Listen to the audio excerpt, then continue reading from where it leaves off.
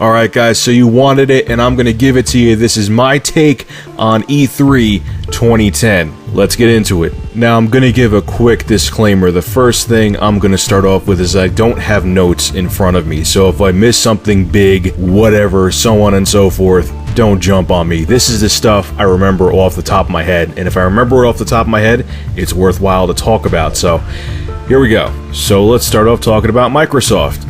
And wow, they sucked bad. I mean, they had absolutely nothing new software-wise. I mean, yes, they had Gears of War 3, Halo Reach, all the stuff we already knew about, but nothing there was new. I mean, they showed Call of Duty Black Ops, but that's a multi-plat game. Who the hell cares? And the whole thing about them getting all the Call of Duty DLC first for the next 3 years is like, that's great to investors, but what do I care? I mean, I know what they really tried to do. They probably tried to make the Call of Duty series exclusive to Microsoft, but, you know, Activision's like, hell no. Sony has way too big of an install base for that to happen. And that was really it game-wise, as far as I remember. There was nothing new they brought to the table, which technically is fine. I mean, Microsoft's Xbox 360 is selling fine, their software does great, but you're looking for that wow factor during E3 press conferences, and for the games, it wasn't there. And now for Kinect.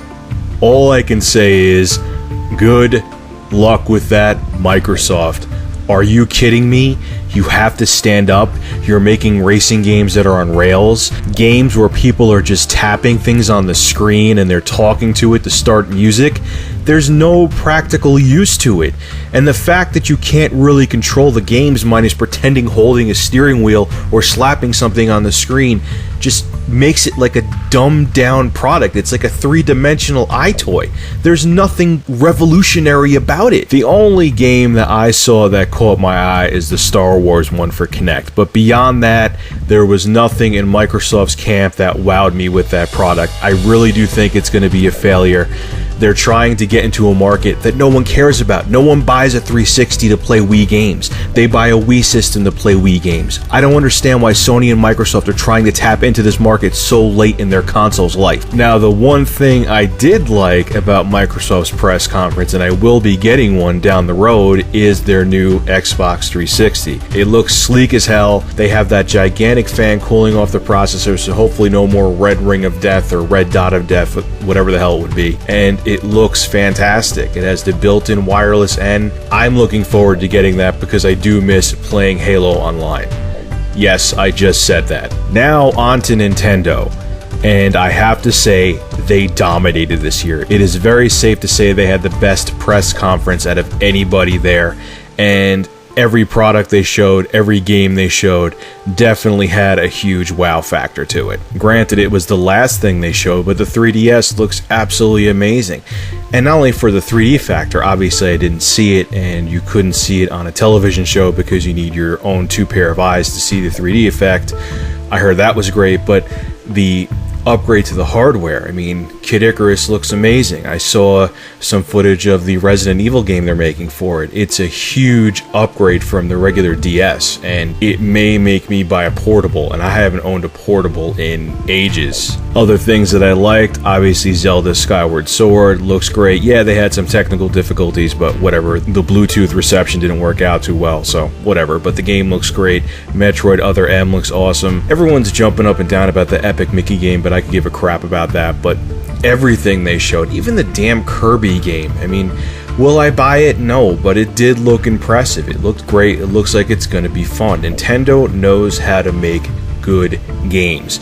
Their first and second party titles always come out really well, and they had almost all of them there this year, so that's saying something. Now, last but not least, but not the most, is Sony. Sony's press conference was meh. I mean, it wasn't great, it wasn't bad, it was safe. Like, it just seemed like they played everything really safe. The Move looked okay. I mean, it's Sony's version of the Wiimote. It looks fine. The games ran okay. It looked like there was a little bit of latency when they were playing Tiger Woods Golf, but whatever, it's gonna be adequate. It's gonna be just like a PS3 version of the Wiimote. The games, once again, most of it was nothing new. We knew about Killzone 3, so on and so forth. The one thing that was cool is to see that Valve is supporting the PS3 again. It was good to see Gabe Newell come out on stage, and he kind of joked around saying that they wanted to punch him in the face. He was very down to earth about it. I thought that was awesome. Portal 2 looks really good. I'm either here nor there about the Portal series, but whatever, I'll probably get it. Then Sony talked about how they're trying to be friendlier with third-party developers, and they're getting some exclusive betas and downloadable content first.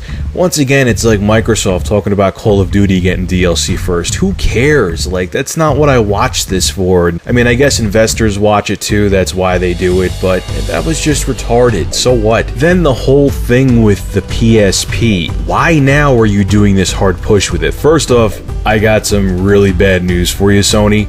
The 3DS is just gonna finish off the PSP franchise. Like, just put a fork in it, it's done. Put a nail in the coffin.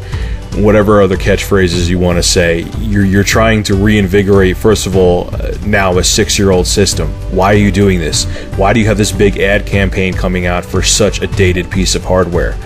Let it go, move on to another portable console, whatever you need to do. It's going to be a waste of money and a waste of time. If someone wanted a PSP, they would have bought it already. But while I was almost dozing off watching Sony's press conference, they did have a show saver at the end, and they're bringing back the Twisted Metal franchise.